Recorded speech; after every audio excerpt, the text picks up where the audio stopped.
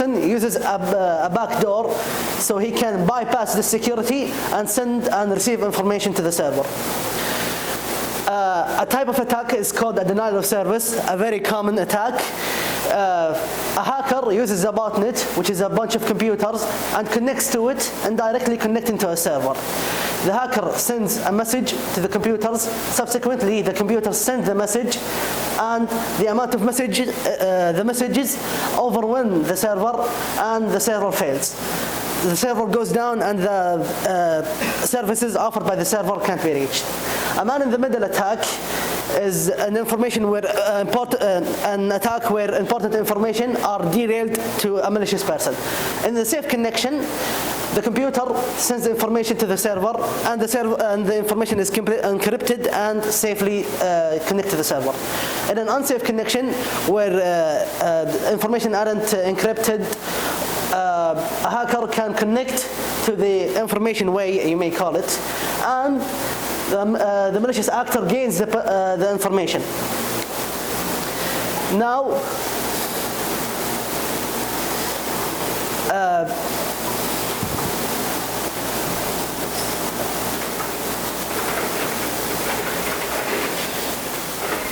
okay.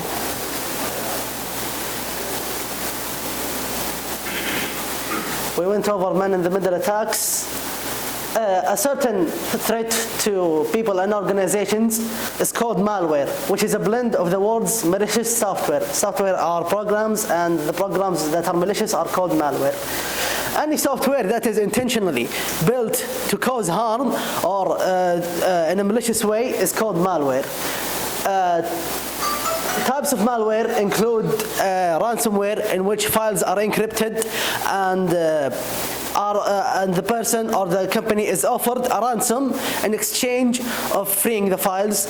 Another type is scareware, where someone pretends to be a person of authority and threatens the user or the company to pay money for exchange to get out of whatever crime was accused. For example, someone might impersonate a person from HR or CEO and threaten a customer or someone who works at the company, an employee, to give them important files and important information in exchange to not be fired, for example.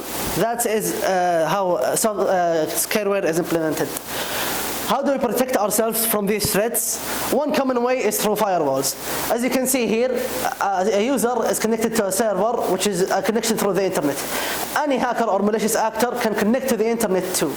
This connection can threaten the user. So through a firewall, the user can block this malicious information, and at the same time, the safe information from the server can be communicated safely.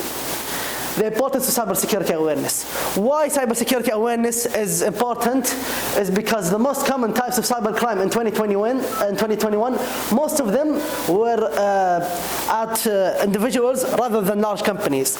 So a belief that is long old is that cyber attackers and hackers only target large companies, and therefore individuals aren't a threat, or there is no threat to individuals. However, phishing, non-payment and non-delivery scams, personal data breaches, these are all threats to individuals more than to large companies.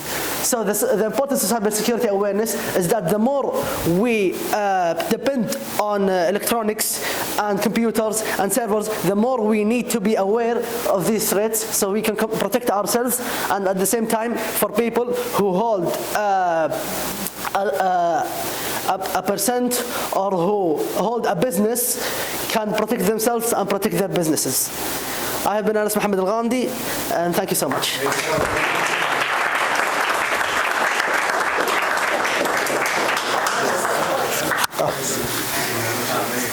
Yes. Thank you, Anas. Now we have a presentation about Najd region with Mohammed Rashid Al-Ataybi.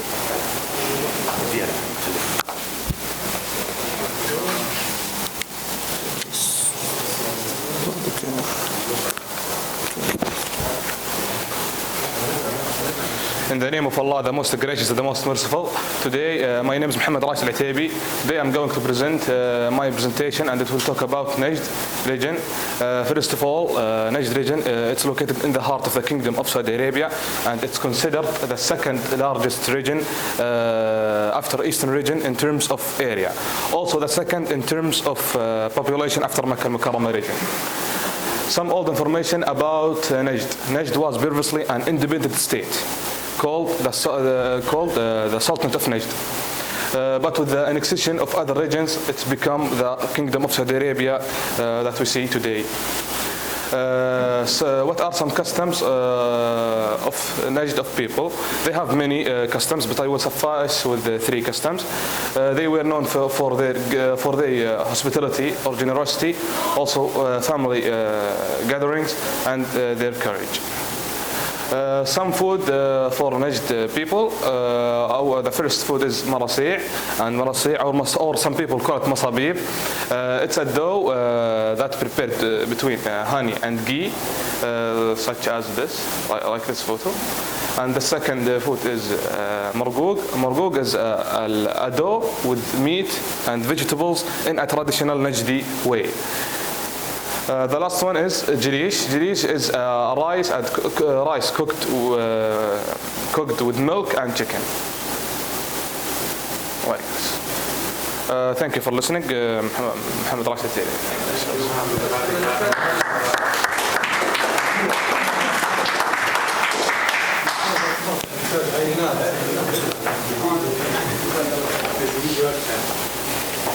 Thank you, Muhammad.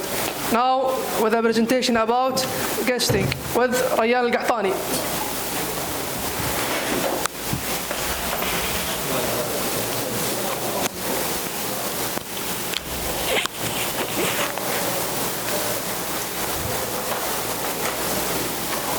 Dear manager, dear teachers, dear guests, it's my honor to present you about the Saudi coffee.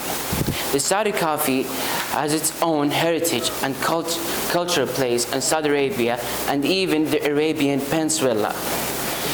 The Saudi coffee is a symbol of hospitality in the houses of Saudi Arabia. We present it to the guests with a dallah and a finjan. And now I will tell you how to do a Saudi coffee. First, you'll have a blondie roasted coffee and a cardamom and a saffron. Then you'll get a boiled water and you'll pour it into the pot, and then after 15 minutes of boiling it, you'll pour it in the dallah, and then it will be prepared to present it to the guests. And now I will tell you about donuts.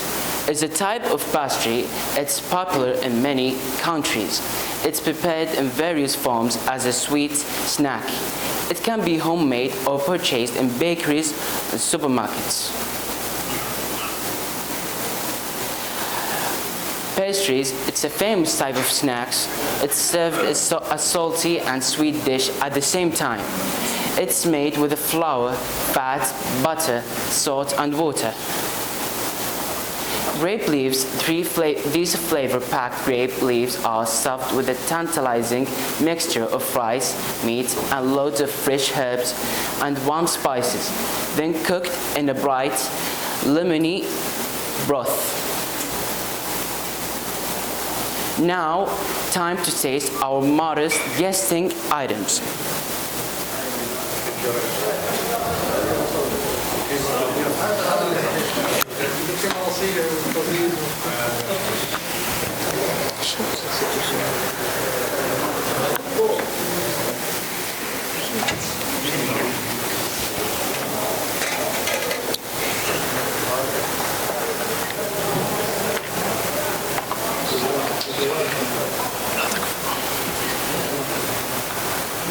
شغل اللي بعده.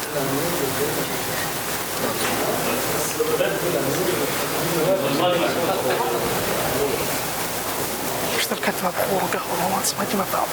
أعمل غلط.